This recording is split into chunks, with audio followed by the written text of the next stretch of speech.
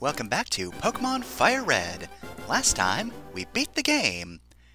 But it's Pokemon in a generation past one, so there's a lot of post-game content.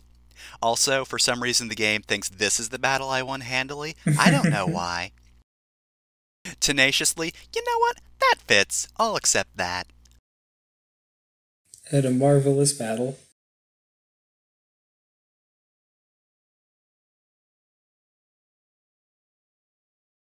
Somehow won the match. Was a pretty strong Arcanine. So, once you load the game, you'll be back in Pallet Town and Professor Oak will approach you. So, at this point, if you have 60 or more Pokemon, you'll unlock something new.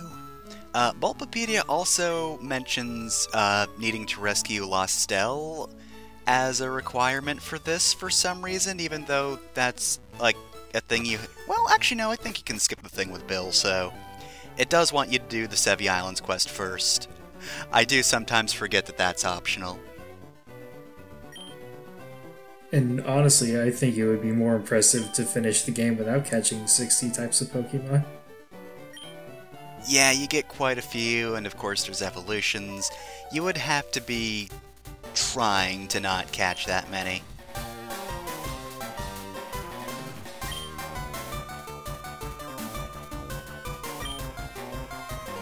Hideki, I threw you to the sea.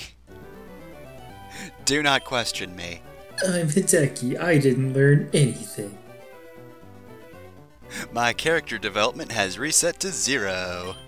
I learned one thing at the end, and that's already gone.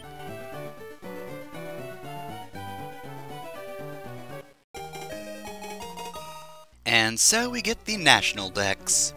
The National Dex is a Pokedex that lists Pokemon from other regions that you wouldn't normally be able to get in the original. It also lists them in a different order from pretty much any other dex, right? Except the Kanto?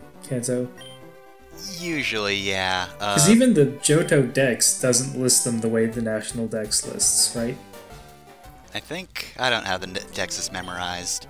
But yeah, in Kanto at least, they're the original Pokemon, so they'll be at the start anyway. Yeah. And for some reason I decided to look through the National Dex right now, even though there's literally no point in doing so. But yeah, as you can see, I got a ton of Pokemon. Not all of them, and I'm not going to get all of them. And yeah, given the way Pokemon works, I can't actually look past the last Pokemon I've seen, which is still Dragonite. If I had seen any Pokemon past that point, I would have been able to see them there. But yeah, I'm not going to be super worried about the National Dex because, of course, I'm not going to trade in from other games. And while we can catch some National Dex Pokemon, I'm probably not going to bother unless I run across them.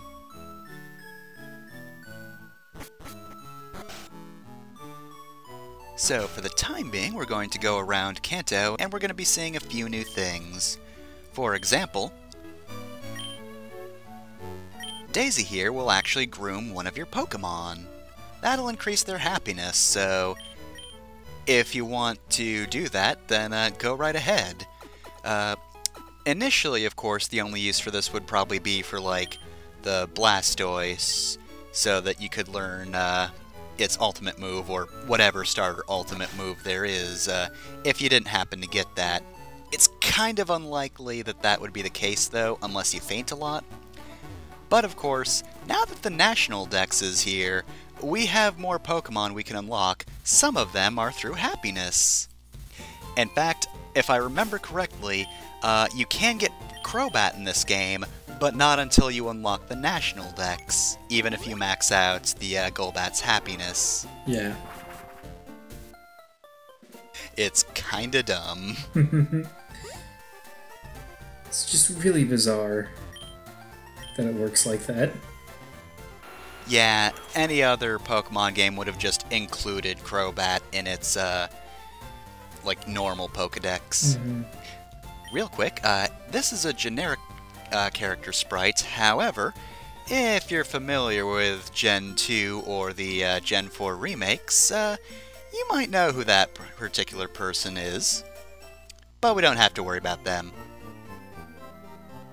Next off, here's a questionnaire.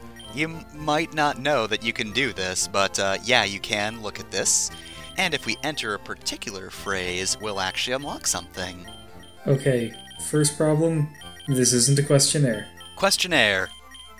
Go ahead. Come on. There's no questions. This is just a blank piece of paper. I mean, is life itself not a question? This honestly feels like a social experiment. Just like go to the mall, like, hey, would you mind filling out this survey that I'm doing? And they'll be like, yeah, sure. And you just hand them a blank piece of paper and then see what they do. Just watch them sweat. The cashier just has a camera ready for when we start crying. Alright, and so with the phrase linked together with all, I think this is a cult. we know about Mystery Gift. Hey, you know Mystery Gift? The thing that's always unlocked from the get-go nowadays? That's how you unlock it here. I don't think I ever did that. Why would you? They probably told you how to do that at, like, events in person. But, like, Probably. why would you know to do that? I didn't mess with Mystery Gift until after it started using online features. I don't think I got it when I was a kid. But I didn't understand it. Yep. You probably didn't go to Toys R Us on the right days or whatever. Yeah. So, thanks to the Tri-Pass, we can go back to the Sevii Islands over here.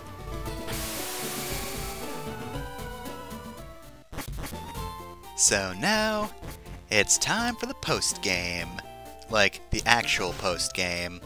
Yeah, the other stuff was just, you know, some random events. This is a little more of the meat.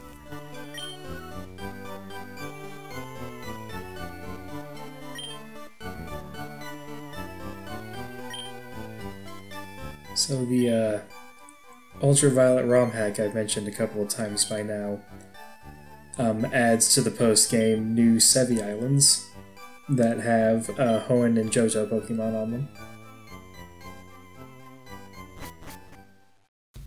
And that was their way of filling in the gaps left by everything else.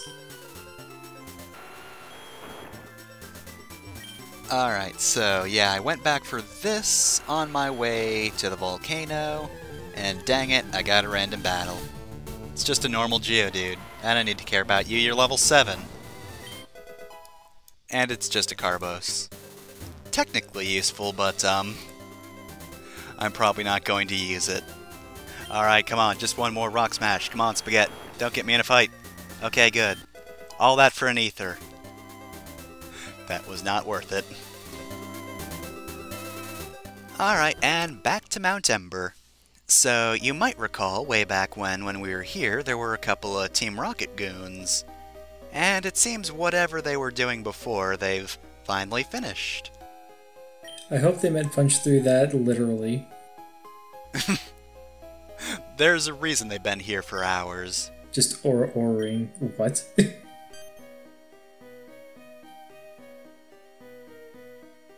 So you could leave if you wanted to, but I'm gonna fight him.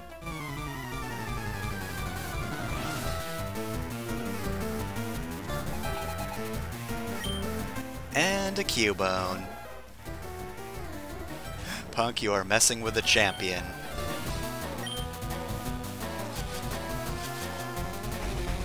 So, yeah, it is very much a relief to be fighting Pokemon that aren't 10 levels above me anymore. And that's with a Rujo. Yeah, that's weird. Why do the levels go back down if this is the post-game? Because they're not the Elite Four. So anyways, I'll take this time to talk about one of the theories that I think is mostly supported. that there is a, in the original version of this game, there is a dummied out fight against Professor Oak. People have found team data for 3 teams, which each include a fully evolved starter. And then the remaining teams, I think it's like Dragonite, Tauros, Chansey, Kangaskhan, something else. Very rare, powerful Pokemon. Jesus, Oak. Yeah. They had to remove that because otherwise what Agatha said wouldn't have made sense. I'm still in my prime. You can't defeat me, child. Well, Agatha doesn't have to be right. She can say that whether it's true or not. But yeah, I think it's a shame they never put that back in the game at any point. Because they could have done it here. They had time. I'll suplex you, Hotaru.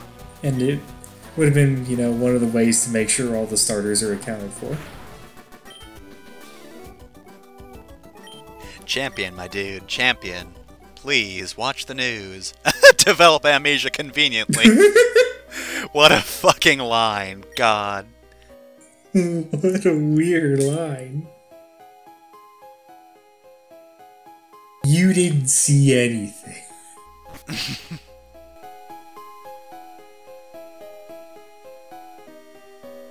So yes, we have heard 1/2 of a password Goldeen need log. That's not relevant now, though, because there's no guards in this cave who want that password. Goldeen should only eat Goldeen food. Goldeen can have a little log. Goldeens can have little a log.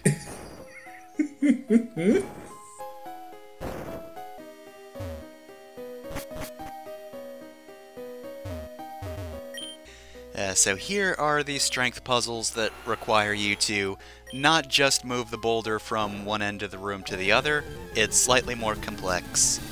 Hey Loka, what's that Pokemon? It's a Slugma. Slugma Dick! You don't know how long I've been waiting for that one.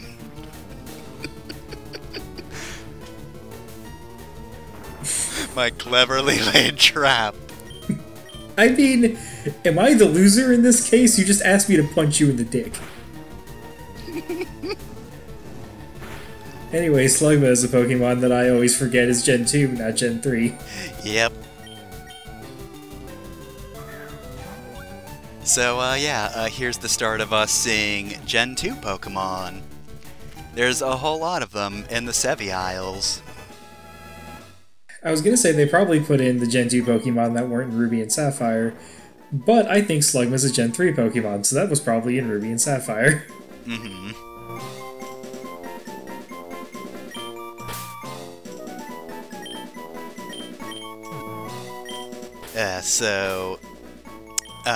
I believe the only other new Pokemon on the path we're on is Slugma's evolution Macargo, which is apparently only findable via Rock Smash, so I'm not gonna go looking for it.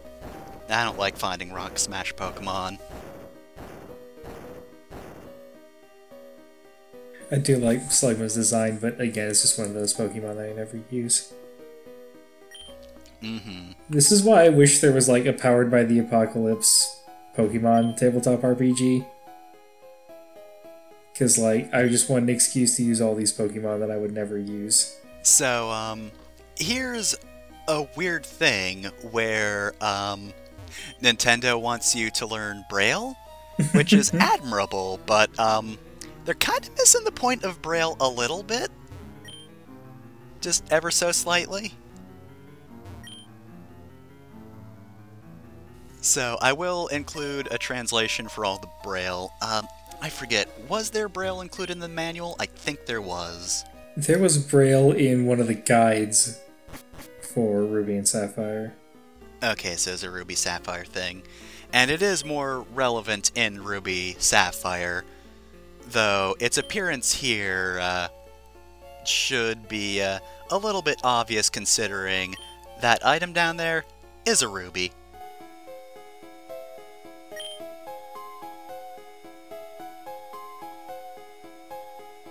This has nothing to do with anything, though. Unlike Ruby Game Freak, and what's going Sapphire. on? It's just positive affirmations, it's fine. But it's just like written on a rock in the bottom of a mountain, so it's kind of sinister still. Hey, come on. Have dreams, use power.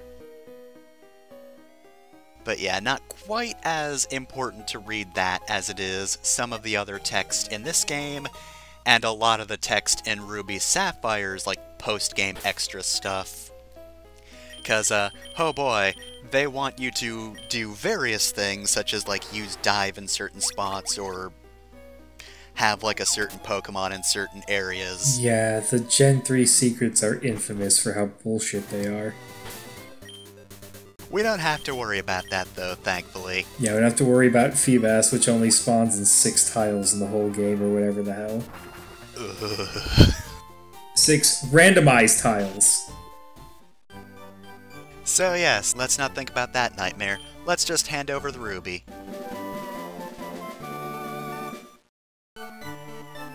So he'll insert it here, but that's only one of the gems that he needs. 3 guesses as to what the other one is.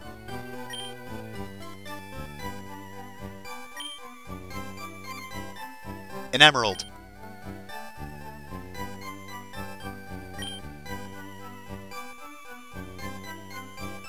So, of course, the journey's not over yet, and once you find the ruby, you can get the Rainbow Pass, as well as an upgraded town map. So, now we have full access to the Sevii Islands, not just 1, 2, and 3 islands. So, I suppose next time on Pokemon FireRed, we'll... I guess start trying to help Celio find that other gemstone. We have no other leads, though, other than it's somewhere on the islands. We've got 3 fully explored, 4 more to go. And we know it's a sapphire, but he hasn't even bothered telling us it's a sapphire. Thank goodness for meta-knowledge.